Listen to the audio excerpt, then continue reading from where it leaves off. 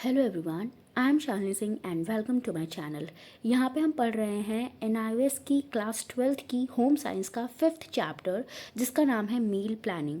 तो इस चैप्टर के 2 वीडियोस मैं ऑलरेडी डाल चुकी हूँ जिसमें हमने आधे से ज़्यादा चैप्टर कवर कर लिया है। आज जो टॉपिक हम पढ़ेंगे वो है नीड फॉर स्पेशल डाइट। क्यों स्पेशल डाइट की हम लोगों को ज़रूरत होती है, हर किसी को आप एक जैसा खाना नहीं दे सकते, क्यों ज़रूरत होती है, तो ये यहाँ पे हम पढ़ेंगे। You are all aware that a normal diet satisfies the nutritional need of a healthy individual। जो नॉर्मल डाइट है ना वो सिर्फ उस इंडिविजुअल को दी जा सकती है जो पूरी तरह से हेल्दी है और उसको किसी तरह की बीमारी वगैरह नहीं है।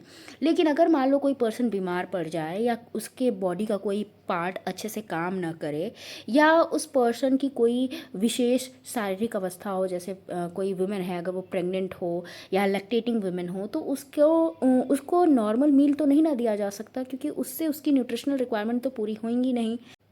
तो इस तरह से फिज़िकल कंडीशन के अकॉर्डिंग हमारे मील को जो है वो चेंज किया जाता है, हर किसी को नॉर्मल मील नहीं दिया जा सकता।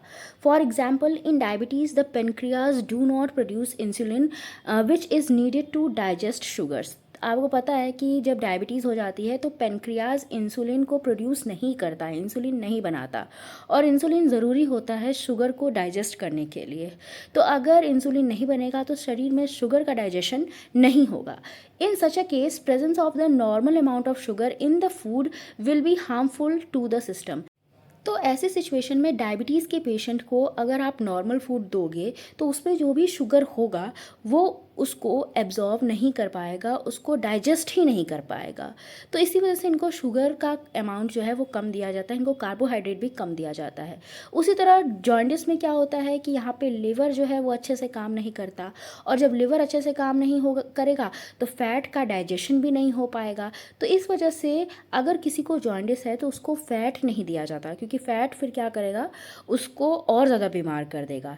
इसी तरह अगर डायरिया की बात करें तो डायरिया में क्या होता है, शरीर का जो लिक्विड होता है, वो जो बॉडी फ्लूइड होता है और जो सॉल्ट होता है वो बाहर निकलने लगता है स्टूल के थ्रू, और उसका डाइजेस्टिव सिस्टम भी इतना एबल नहीं हो पाता कि वो सॉलिड फूड को क्या करे, पचा पाए।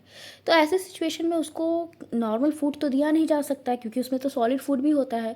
तो इसको खिचड़ी वगैरह दी जाती है जो कि आराम से इसको पच जाए, ठीक है। तो under these circumstances if one goes on eating normal food the system will be burdened and damage. तो अगर ऐसे सिचुएशन में पेशेंट को नॉर्मल फूड दिया गया तो उसका जो भी सिस्टम है, जो उसकी पूरी बॉडी है, वो क्या हो जाएगी, बर्डन हो जाएगी, और डाइजेस्टिव सिस्टम भी हो सकता है डैमेज हो सकता है उतने अच्छे से काम ना करे। Hence there is a need to modify the food eaten. तो इस वजह से जो फूड को मॉडिफाई करना ज़रूरी हो जाता है। Can you suggest some more reasons for modifying diet during disease. क्या आप कोई और रीजंस भी बता सकते हो कि क्यों हम डिजीज़ के समय पे डाइट को मॉडिफाई करते हैं। तो हाँ, बहुत सारे रीज़न हैं और यहाँ पे कुछ रीज़न बताए गए हैं। तो सबसे पहला ये है कि अगर डिज़ीज़ है किसी को तो उसकी डाइट को मॉडिफाई इसलिए तो किया ही जाता है क्योंकि उसको न्यूट्रिएंट्स उतने नॉर्मल डाइट से नहीं मिल पाते और नॉर्मल डाइट को वो उतने अच्छे से पचा भी नहीं पाता। हो सकता है नॉर्मल डाइट से उसको प्रॉब्लम होने लगे। तो देखो, तो उसके बॉडी का न्यूट्रिशनल स्टेटस मेंटेन करने के लिए भी हमें फूड में, हमें डाइट में मॉडिफिकेशन करना पड़ता है। उसके बाद अगर न्यूट्रिशनल डेफिशिएंसी है तो उसको भी करेक्ट करने के लिए मॉडिफिकेशन ज़रूरी है, और जो डाइट की कंसिस्टेंसी है उसको चेंज करने के लिए भी मॉडिफिकेशन करना ही पड़ेगा। क्योंकि मान लो अगर कोई सॉलिड डाइट नहीं पचा पा रहा है तो उसको लिक्विड या सेमी सॉलिड डाइट देनी पड़ेगी ना। तो चेंज भी करते हैं कंसिस्टेंसी में, इस वजह से भी मॉडिफिकेशन ज़रूरी है। To bring out changes in the body weight if required. और अगर पर्सन का बॉडी वेट जो है घट रहा है या बढ़ रहा है तो उस सिचुएशन में भी डाइट को मॉडिफाई किया जाता है ताकि उसकी वेट के अकॉर्डिंग उसको डाइट दी जाए। अगर ज़्यादा उसका वेट बढ़ रहा है तो उसको ऐसी डाइट दी जाए जिससे उसका वेट थोड़ा कम हो, और अगर वेट कम है तो उसको ऐसी डाइट दी जाए जिससे वेट थोड़ा बढ़े। इसके बाद आता है हमारा नेक्स्ट टॉपिक जिसका नाम है थेराप्यूटिक डाइट। क्या होती है थेराप्यूटिक डाइट? तो देखो, ये एक स्पेशल डाइट है जो कि ऐसे पर्सन्स को दी जाती है जो किसी डिज़ीज़ से सफ़र कर रहे हैं और उनको रिकवरी होनी बाकी है, मतलब अगर डिजीज़ से जो रिकवरी हो रही होती है उस टाइम पे जो डाइट दी जाती है ना, उसको थेरेपेटिक डाइट बोलते हैं। एक तरह से थेरेपी की तरह ये डाइट काम करती है। It is a modification of a normal diet. तो नॉर्मल डाइट को मॉडिफाई करके ही थेरेपेटिक डाइट बनाई जाती है, ठीक है। Does the change in diet help the person to recover from disease? क्या डाइट में चेंज करने से कोई पर्सन डिजीज़ से रिकवर हो सकता है? हाँ, बिल्कुल हो सकता है। When sugars are withdrawn from food, insulin is not required to digest them. देखो, अगर कोई डायबिटीज़ का पेशेंट है तो उसको बॉडी में इंसुलिन तो बन नहीं रहा है, तो उसके फूड से अगर आप शुगर निकाल लोगे तो इंसुलिन की ज़रूरत भी नहीं पड़ेगी डाइजेस्ट करने के लिए शुगर को, क्योंकि शुगर तो उसकी बॉडी में जा ही नहीं रहा है। उसी तरह अगर किसी को जॉइंडिस है तो उसके फूड में, उसकी डाइट में उसको फ़ैट ही मत दो। फैट नहीं रहेगा तो लिवर भी रिलैक्स कर पाएगा, उसको रिकवर होने का टाइम मिल पाएगा। उसी तरह अगर डायरिया हुआ है तो उस सिचुएशन में बहुत अच्छे से जो पेशेंट है उसको वो फ्लूइड दो, उसको ऐसी चीज़ दो जो कि आराम से डाइजेस्ट हो जाए, जिससे क्या होगा कि वाटर का जो लॉस हुआ है वो भी रिकवर होगा और बॉडी में जो मिनरल का लॉस हुआ है वो भी रिकवर होगा, और फिर उसके पेट को, उसके डाइजेस्टिव सिस्टम को थोड़ा टाइम मिलेगा रिलैक्स करने के लिए। यहाँ पे कुछ पॉइंट्स हैं याद करने रखने के लिए कि आप ये पॉइंट्स याद रख सकते हो, इंपॉर्टेंट पॉइंट्स हैं। देखो, while modifying the diet of a patient keep the following points in mind. तो जब भी आप किसी पेशेंट की डाइट को मॉडिफाई कर रहे हो तो उस समय ये चीज़ें आपको दिमाग में रखनी है। पहला, do not plan a completely different diet. तो पहली बात तो ये कि एकदम से डाइट को चेंज मत कर दो, मतलब जैसा वो पर्सन खा रहा है उसी में थोड़ा सा मॉडिफिकेशन करो। पूरी का पूरा डाइट आपको नहीं बदलना है। क्यों नहीं बदलना है? Because diets based on a person's daily diet have better acceptance। देखो, अगर पर्सन को वैसा ही डाइट मिले जैसा वो रोज़ खाता है तो वो उसको अच्छे से एक्सेप्ट करेगा, आराम से खा लेगा, ज़्यादा परेशानी नहीं होगी उसको खाने में। Such diet do not make a patient feel that he she is eating something completely different from the family members. और इस तरह की डाइट अगर उनको दी जाएगी जो कि चेंज नहीं है, तो इस तरह से उनको ये नहीं लगेगा कि वो कुछ अलग खा रहे हैं, ठीक है। और अगर एकदम से अलग डाइट दे दोगे तो उनको लगेगा कि यार मैं अपने फैमिली मेम्बर्स से एकदम अलग खा रहा हूँ, मेरे फैमिली मेम्बर कुछ और खा रहे हैं, मैं कुछ और खा रहा हूँ, तो उनको लगेगा कि वो कुछ ज़्यादा ही बीमार हैं, ठीक है। तो इस वजह से उनको सेम डाइट देनी चाहिए, एकदम से पूरी डाइट को कम्प्लीटली चेंज नहीं कर देना चाहिए। और तीसरी चीज़ ये है कि प्रिपेयर करने में भी टाइम लगेगा। अगर पेशेंट के लिए अलग बनाना है, बाकी लोगों के लिए अलग कुछ बनाना है, तो प्रिपेयर करने में टाइम लगेगा, टाइम एनर्जी दोनों लॉस होगी। सेकेंड है, try to include only those foods which are liked by patient, otherwise food may not be eaten at all. तो यहाँ पे देखो, यहाँ पे ये भी चीज़ भी कही जा रही है कि ऐसी डाइट दो, फूड में मतलब डाइट में ऐसे फूड को इंक्लूड करो कि जो पेशेंट को क्या हो, पसंद हो, क्योंकि अगर पेशेंट उनको पसंद नहीं करेगा तो वो उसको खाएगा भी नहीं। Serve the meal in an attractive way to make them feel like eating. और जो सर्विंग है वो एक अट्रैक्टिव वे में होनी चाहिए कि देख के ही खाने का मन कर जाए पेशेंट का। इसके बाद है types of modification of a normal diet. किस तरह से आप नॉर्मल डाइट को मॉडिफाई कर सकते हो? तो देखो, 3 तरह से हो सकता है। डाइट की कंसिस्टेंसी को बदल दो, जैसे लिक्विड कर दो, सेमी सॉलिड कर दो, उसके न्यूट्रिएंट कंटेंट को चेंज कर दो और उसकी फ्रीक्वेंसी को चेंज कर दो। मतलब अगर देर से खा रहा है, 4 बार कोई खाना खा रहा है तो उसकी डाइट को बढ़ा दो, 6 से 8 बार कर दो। तो इसी वजह से फ्रीक्वेंसी को भी चेंज किया जा सकता है। तो तीनों को हम देखेंगे। तो जो कंसिस्टेंसी है उसमें कैसे मॉडिफिकेशन होगा? तो पहला जो यहाँ पे है वो है मॉडिफिकेशन इन डाइट कंसिस्टेंसी। तो यहाँ पे हम क्या करते हैं, डिजीज़ के समय पे जो फूड है ना उसकी थिकनेस को हम चेंज कर देते हैं। The food can then be served in 2 consistencies. तो 2 तरह की कंसिस्टेंसीज में फूड सर्व किया जाता है। पहला तो लिक्विड, दूसरा semi solid. Pure solid food नहीं दिया जाता डिजीज़ की कंडीशन में, ठीक है। अगर थेरेपेटिक डाइट है तो उसमें सॉलिड चीज़ें तो एकदम नहीं होंगी, ठीक है। उसमें सिर्फ लिक्विड और सेमी सॉलिड चीज़ें होंगी। Sometimes it becomes difficult to eat normal food. और कभी कभी देखो, डिजीज़ की कंडीशन में ना च्यूइंग करने में भी प्रॉब्लम होती है पेशेंट को, तो उसको नॉर्मल फूड तो एकदम नहीं दिया जा सकता, बहुत डिफ़िकल्टी होती है। For example in diarrhoea and fever you serve a liquid diet. तो अगर फीवर है, डायरिया है, तो उस समय लिक्विड डाइट दी जाती है। अब लिक्विड डाइट में क्या दिया जाता है? मिल्क दिया जाता है, फ्रूट जूस दिया जाता है, कोकोनट वाटर, नींबू पानी, टी, लस्सी, सूप, कोल्ड ड्रिंक्स, तो ये सब चीज़ें दी जाती है। When one is little better, और अगर डायरिया की कंडीशन थोड़ी सुधरने लगती है, उसकी तबीयत थोड़ी बेटर होने लगती है पेशेंट की, तो उसको खिचड़ी, curd, custard, fruit, bread, cooked vegetables, तो ये सारी चीज़ें दी जाती हैं। मतलब ये सब सेमी सॉलिड हैं, ठीक है। ये चीज़ें देना शुरू किया जाता है। बाद में जब पेशेंट एकदम ठीक हो जाता है तब उसको सॉलिड फूड दिया जाता है। सेकेंड है मॉडिफिकेशन इन न्यूट्रिएंट कंटेंट। देखो, जिस तरह की डिजीज़ है उस तरह से डाइट में मॉडिफिकेशन होना ज़रूरी है। हो सकता है डिज़ीज़ ऐसी हो जिसमें बॉडी से बहुत ज़्यादा न्यूट्रिएंट का लॉस हुआ हो, तो उन न्यूट्रिएंट की भरपाई करने के लिए आपको न्यूट्रिएंट्स एक्स्ट्रा देने पड़ते हैं डाइट में। The modifications can be in term of an increase और decrease in amount of nutrients. अब इसमें हम न्यूट्रिएंट्स के अमाउंट को बढ़ा भी सकते हैं, घटा भी सकते हैं। For example salt has to be reduced in high blood pressure. जैसे आपको पता है ना, हाई ब्लड प्रेशर में ज़्यादा सॉल्ट नहीं दिया जाता। और अगर डायबिटीज़ है किसी पेशेंट को, तो उसको कार्बोहाइड्रेट नहीं दिया जाता, शुगर नहीं दिया जाता, और जो फ्लूइड इनटेक है उसका वो बढ़ा दिया जाता है अगर पर्सन को डायरिया है तो, ठीक है। तो देखो यहाँ पे बताया है कि हाई ब्लड प्रेशर में आप सॉल्ट नहीं देते, उसी तरह अगर डायबिटीज़ है तो कार्बोहाइड्रेट नहीं देते, और अगर डायरिया है तो फिर फ्लूइड वाली चीज़ें ज़्यादा देते हैं, जैसे वाटर ज़्यादा दिया जाता है, ऐसे फल दिए जाते हैं जिसमें ज़्यादा जूस हो, तो ये चीज़ें ज़्यादा दी जाती है पेशेंट्स को। तो इस तरह से न्यूट्रिएंट कंटेंट भी चेंज किया जाता है, बढ़ाया घटाया जाता है। थर्ड है modification in intervals and frequency of feeding. तो जो टाइम है, फ्रीक्वेंसी है कि कितनी बार खाना खिलाना है, उसको भी चेंज किया जाता है। देखो, नॉर्मली हम 3 से 4 बार खाते हैं एक दिन में, और वो चीज़ें क्या होती हैं?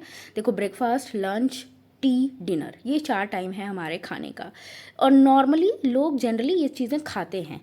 In sickness you find it difficult to eat the amount you usually eat at one time.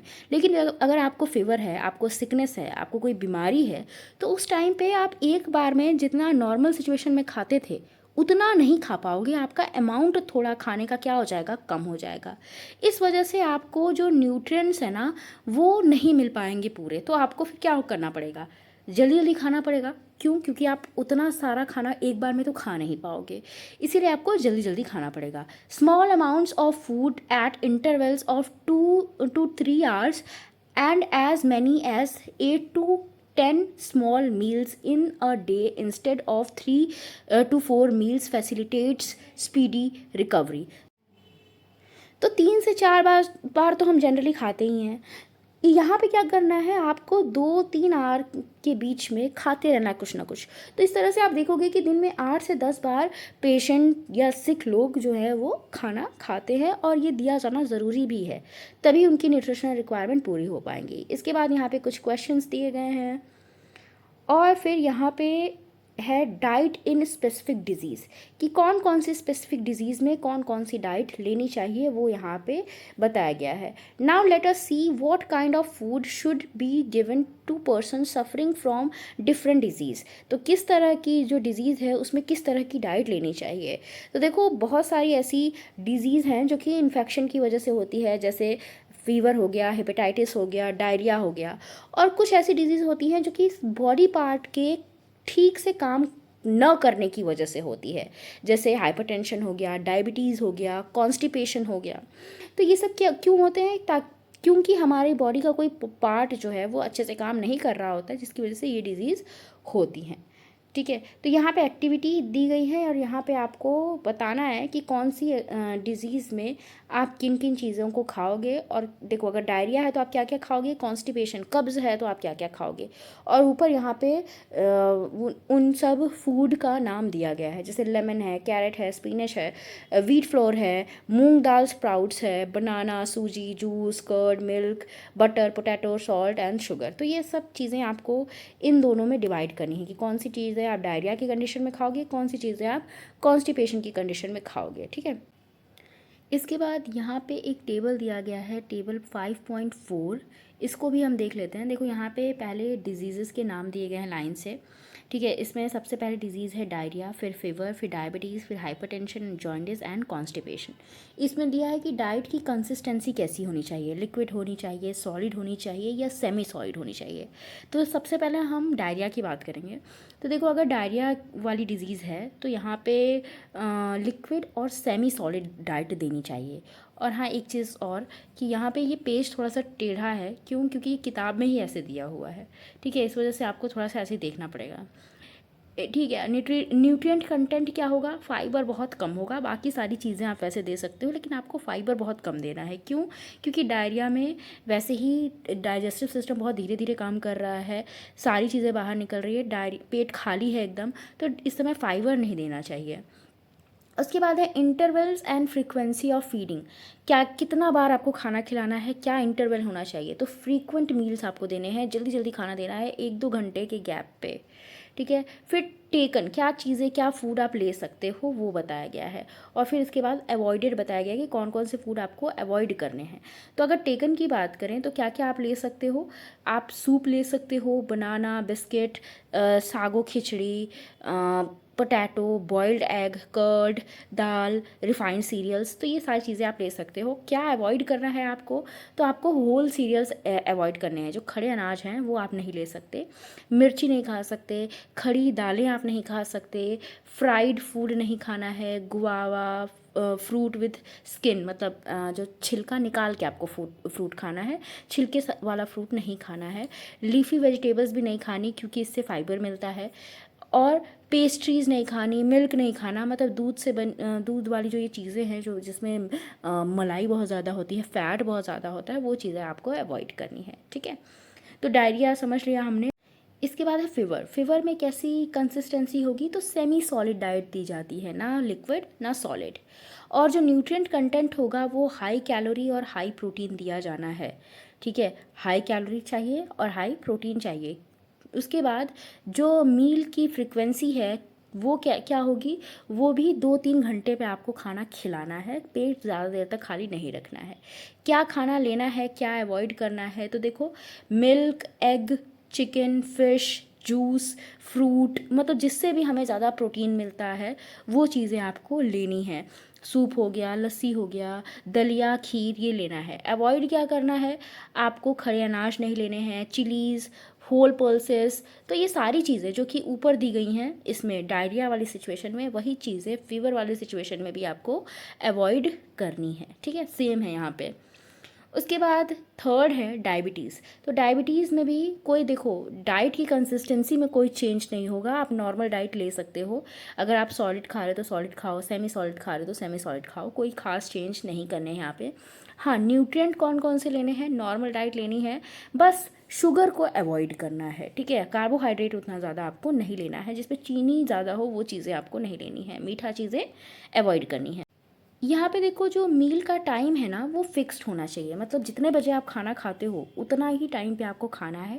और 6 स्मॉल मील्स आपको लेने हैं पर डे, ठीक है। जैसे आप नॉर्मली 3 से 4 बार तो खाते ही हो, लेकिन अगर आपको डायबिटीज़ है या किसी को घर में डायबिटीज़ है तो उनको कम से कम 6 बार खाना चाहिए, ठीक है। उसके बाद कौन सा खाना आपको देना है, कौन सा अवॉइड करना है? तो देखो जो देना है वो है, क्या चीज़ें आप खा सकते हो? तो वेजिटेबल, रोटी, दाल, मिल्क, कर्ड, फ्रूट, एग, ये सब खा सकते हैं हम डायबिटीज़ वाली सिचुएशन में। क्या चीज़ें नहीं खानी? जितनी भी मीठी चीज़ें हैं वो आपको नहीं खानी। देखो शुगर है, स्वीट है, Honey, jam, jellies, cakes, pastries, और जो जो भी ऐसे फ्रूट हैं जिससे मीठा मिलता है, ड्रिंक्स, कोल्ड ड्रिंक्स वगैरह, और टिन फ्रूट्स आपको नहीं खाने हैं, ठीक है। मतलब मीठे फ्रूट आपको क्या करने हैं? अवॉइड करने हैं। उसके बाद नेक्स्ट है हमारा हाइपरटेंशन। तो इसमें भी डाइट की कंसिस्टेंसी में कोई चेंज नहीं होता, नॉर्मल डाइट दी जाती है, हाँ। लेकिन न्यूट्रिएंट कंटेंट में आपको ध्यान देना है, कैलोरी भी कम लेना है, कोलेस्ट्रॉल भी कम लेना है और सॉल्ट भी कम लेना है, ठीक है, क्योंकि बीपी की प्रॉब्लम है। और इसका जो फ्रीक्वेंसी है, जो कितनी बार खाना है, उसमें कोई चेंज नहीं होगा, नॉर्मल 3 से 4 बार आप खाओगे। और इसमें क्या क्या खाना लेना है, रोटी, दाल, सब्ज़ी, दूध, फ्रूट्स, ये सब आपको खाना है। क्या चीज़ अवॉइड करनी है, तो यहाँ पे आपको जो भी ऐसे फूड जिसमें कोलेस्ट्रॉल ज़्यादा है, नमक ज़्यादा है, जैसे चीज़ हो गया, बटर हो गया, एग योक, पिकल, चटनी, पापड़, सॉस, ये सब नहीं खाना है अगर आपको बीपी वाली प्रॉब्लम है तो, हाइपरटेंशन की प्रॉब्लम है तो। उसके बाद है जॉन्डिस। जॉन्डिस में क्या है, जो कंसिस्टेंसी होगी उसमें क्या होगा, आपको पहले तो लिक्विड डाइट स्टार्टिंग में, डिजीज़ की स्टार्टिंग में लिक्विड डाइट देनी है। उसके बाद धीरे धीरे नॉर्मल डाइट पे शिफ्ट होना है। और जो न्यूट्रिएंट कंटेंट होगा उसमें फ़ैट जो होना चाहिए ना, वो लो फैट होना चाहिए, मतलब कम फैट आपको देना है। फ्रीक्वेंसी क्या होगी, आपको 1-2 घंटे के इंटरवल में खाना खिलाना है पेशेंट को, ज़्यादा देर तक उसका पेट खाली नहीं रहना चाहिए। क्या क्या चीज़ें लेनी है, तो इसमें भी रोटी खा सकते हो, सब्ज़ी, दाल, skimmed milk, fruit, sugar. Skimmed milk मतलब ऐसा मिल्क जिसमें फ़ैट ज़्यादा ना हो, ठीक है, थोड़ा सा पतला करके जो दूध दिया जाता है वो। क्या चीज़ें नहीं खानी है, तो फ्राइड फूड नहीं खाना, पूड़ी पकौड़ा समोसा ऐसी चीज़ें नहीं खानी, मतलब ऑयली चीज़ें नहीं खानी है, ठीक है। उसके बाद लास्ट है हमारा डिजीज़ कॉन्स्टिपेशन। तो इसमें भी डाइट की कंसिस्टेंसी में तो कोई चेंज नहीं होगा, नॉर्मल डाइट दोगे। अगर सेमी खा रहे हो, सेमी सॉलिड खा रहे हो तो सेमी सॉलिड खाओ, सॉलिड खा रहे हो तो सॉलिड खाओ, ठीक है, तो इसमें कोई चेंज नहीं होगा। हाँ, जो न्यूट्रिएंट कंटेंट है उसमें चेंज होगा, आप जो है यहाँ पे फाइबर ज़्यादा लोगे ताकि खाना अच्छे से डाइजेस्ट हो पाए, ठीक है, क्योंकि कॉन्स्टिपेशन क्या है, कब्ज़ ही तो है। और ज़्यादा पानी पियोगे ताकि जो आपका स्टूल है वो क्लियर हो, ठीक है। उसके बाद है यहाँ पे फ्रीक्वेंसी। तो फ्रीक्वेंसी में कोई चेंज नहीं होगा, 3 से 4 बार नॉर्मली आप जैसे खाते हो वैसे खाओ। क्या चीज़ें लेनी है, क्या लेनी चाहिए, तो अगर जो आटा है, आटा विथ हस्क, मतलब जो आटा है ना उसका चोकर, हस्क का मतलब है चोकर, तो उसको चोकर को निकालो नहीं, आटा चोकर के साथ ही खाओ उसकी रोटी बना के। होल पल्सेस खाने हैं, ग्रीन लीफी वेजिटेबल्स खानी है, गुआवा खानी है, मतलब ऐसे फूड खाने हैं जिससे आपको फाइबर मिले और वाटर भी मिले। क्या चीज़ें नहीं खानी हैं, तो जो भी रिफाइंड फूड है, जैसे सूजी हो गया, बहुत पतला आटा हो गया, जैसे मैदा हो गया, ब्रेड, कैंडीज़, राइस, ये चीज़ें आपको यहाँ पे अवॉइड करनी है कॉन्स्टिपेशन के सिचुएशन में। तो ये चीज़ें हमने यहाँ पे पढ़ ली। इसके बाद यहाँ पे क्वेश्चन दिए गए हैं, क्वेश्चन में आपको मैच करना है कि कौन कौन सी यहाँ पे डिजीज़ है, यहाँ पे वो न्यूट्रिएंट बताए हैं कि कैसे न्यूट्रिएंट लेने हैं, ठीक है। इसके बाद हमारा नेक्स्ट टॉपिक है रॉन्ग बिलीव्स, जिसको हम मिथ्स बोलते हैं रिगार्डिंग डाइट, कि कौन कौन से ऐसे मिथ हैं जो कि डाइट से रिलेटेड हैं। तो यहाँ पे देखो बहुत सारे ऐसे मिथ हैं जो कि लोगों के बीच बड़े प्रचलित हैं, वो यहाँ पे हम देखेंगे और फैक्ट भी जानेंगे कि असल में क्या बात है। तो पहला मिथ है कि diabetics can not eat rice और पोटैटो।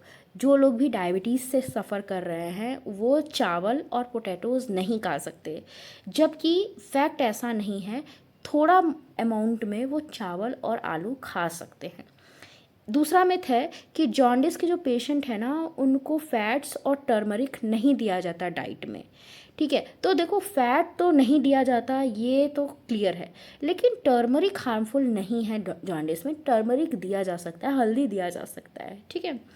थर्ड मिथ क्या है कि क्रैश डाइटिंग और eating very little is good for losing weight fast. तो अगर आपको अपना वेट लूज़ करना है तो आप एकदम से डाइटिंग, ऐसी डाइटिंग करो जो कि क्रैश डाइटिंग है, मतलब एकदम से खाना खाना छोड़ दो और आप बहुत जल्दी क्या हो जाओगे, पतले हो जाओगे। तो ऐसा नहीं होता। फैक्ट क्या है कि starvation diet is harmful to the body. यहाँ पे अगर आप क्रैश डाइटिंग कर रहे हो या स्टारवेशन पे हो, तो यहाँ पे आप क्या कर रहे हो, अपनी बॉडी को ही हार्म कर रहे हो। क्यों? क्योंकि यहाँ पे आपकी बॉडी को कोई जो ज़रूरी न्यूट्रिएंट है वो भी नहीं मिल पाएंगे। देखो लिखा है a controlled high fibre low calorie diet is recommended. तो यहाँ पे बस ये कहा जाता है कि ऐसी डाइट लो जो कि कंट्रोल्ड हो, जिसमें फाइबर ज़्यादा हो और कैलोरीज क्या हो, कम हो, तो फिर आपका वेट लॉस हो जाएगा। फोर्थ मिथ है इन डायरिया स्टॉप ईटिंग। अगर आपको डायरिया है तो खाना खाना बंद कर दो। जबकि फैक्ट क्या है, फैक्ट ये है कि फूड की ज़रूरत है बॉडी को, तभी तो वो रिकवर करेगी। तो बॉडी को रिकवर होने के लिए फूड की ज़रूरत है। तो अगर हम फूड ही नहीं देंगे तो और भी बहुत सारी प्रॉब्लम्स हैं जो कि आ जाएंगी फूड न देने की वजह से। इसलिए डायरिया में एकदम से खाना खाना बंद नहीं करते। फिफ्थ मिथ है कि in fever do not give hot foods. अगर किसी को बुखार है तो उसको गर्म खाना मत दो, जबकि ऐसा नहीं है। There is nothing like hot and cold food. Hot और कोल्ड फूड जैसा फीवर में कुछ नहीं होता, आप कैसा भी खाना खा सकते हो। ठीक है, तो इसी के साथ हमारा ये चैप्टर कंप्लीट होता है। यहाँ पे हम ये देखेंगे कि हमने इस चैप्टर में क्या क्या पढ़ा। तो सबसे पहले हमने फूड ग्रुप्स पढ़े, 5 फूड ग्रुप्स हैं, जिसमें सबसे ज़्यादा जो हम खाते हैं वो है सीरियल्स और ग्रेन्स। उसके बाद है दूसरा फूड ग्रुप है पल्सेस एंड लेग्यूम्स का। तीसरा मिल्क और मीट प्रोडक्ट्स का है। फिर फ्रूट और वेजिटेबल्स, फिर फैट एंड शुगर। तो इस तरह से 5 फूड ग्रुप के बारे में पढ़ा। हमने पढ़ा बैलेंस डाइट क्या होती है। बैलेंस डाइट क्या होती है? वो डाइट जिसमें सभी 5 ग्रुप्स में से एक एक फूड को शामिल किया गया है, उसी को हम बैलेंस डाइट बोल देंगे। ठीक है, मतलब जो भी फूड है वो पाँचों फूड ग्रुप से होना चाहिए। इसके बाद हमने ये पढ़ा कि मील प्लानिंग को कौन कौन से फैक्टर हैं जो इन्फ्लुएंस करते हैं। तो पहला है न्यूट्रिशनल एडिक्वेसी, कि न्यूट्रिएंट अच्छे से होने चाहिए फूड में। ठीक है, दूसरा एज, सेक्स, एक्टिविटी। फिर उसके बाद है इकोनॉमिक कंसीडरेशन, आपकी फैमिली की इकोनॉमिक कंडीशन कैसी है। Time, energy, skill consideration, seasonal availability, religion, region and culture, variety in colour and texture, food की में वेराइटी लाना, उसके कलर में, उसके टेक्सचर में, लोगों का क्या लाइक है, क्या डिसलाइक है, उसके हिसाब से भी हमारी मील प्लानिंग प्रभावित होती है। और सटाइटी वैल्यू का भी असर पड़ता है मील प्लानिंग पे, मतलब ऐसा खाना देना चाहिए जो कि लंबे समय तक हमें संतुष्ट कर पाए। उसके बाद है family meals modified to suit the need of. तो कैसे हम फैमिली की मील को क्या करेंगे, मॉडिफाई करेंगे, ताकि इन सब की नीड्स को क्या किया जा सके, पूरा किया जा सके। किसकी नीड्स को? हमने एडल्ट वुमेन की नीड्स को पढ़ा, प्रेग्नेंट लैक्टेटिंग वुमेन की नीड्स को पढ़ा, इन्फेंट्स की भी, प्री स्कूलर की, स्कूल गोइंग चाइल्ड की, एडोलसेंट की, और ओल्ड एज वाले लोगों की, एल्डरली की। उसके बाद हमने थेरेपेटिक डाइट के बारे में पढ़ा कि कैसे हम थेरेपेटिक डाइट में बनाते समय नॉर्मल डाइट को मॉडिफाई करते हैं। तो 3 तरीके से मॉडिफिकेशन होता है। पहला, कंसिस्टेंसी को बदल दिया जाता है। दूसरा, उसके न्यूट्रिएंट कंटेंट को भी बदला जा सकता है। तीसरा, जो फीडिंग की फ्रिक्वेंसी है, जो उसका इंटरवल है फीडिंग का, वो चेंज किया जाता है। फिर हमने ये पढ़ा कि डिफरेंट डिजीज़ में हमें कैसी कैसी डाइट लेनी है। तो डायरिया में लो फाइबर सेमी सॉलिड, फीवर में high energy high protein, diabetes में नॉर्मल डाइट लेनी है, बस शुगर नहीं लेना है, हाइपरटेंशन में low energy low cholesterol and low salt, jaundice में लो फैट, कॉन्स्टिपेशन में हाई फाइबर। तो यहाँ पे इसी के साथ हमारा ये चैप्टर कंप्लीट हुआ। यहाँ पे कुछ क्वेश्चंस दिए गए हैं। आई होप जो भी हमने ये पूरा चैप्टर पढ़ा वो सब आपको समझ में आया हो। फिर भी कोई डाउट हो तो आप कमेंट सेक्शन में मुझसे पूछ सकते हो। वीडियो अच्छा लगा हो तो लाइक कर देना, शेयर कर देना और चैनल को सब्सक्राइब कर देना। Thank you for watching.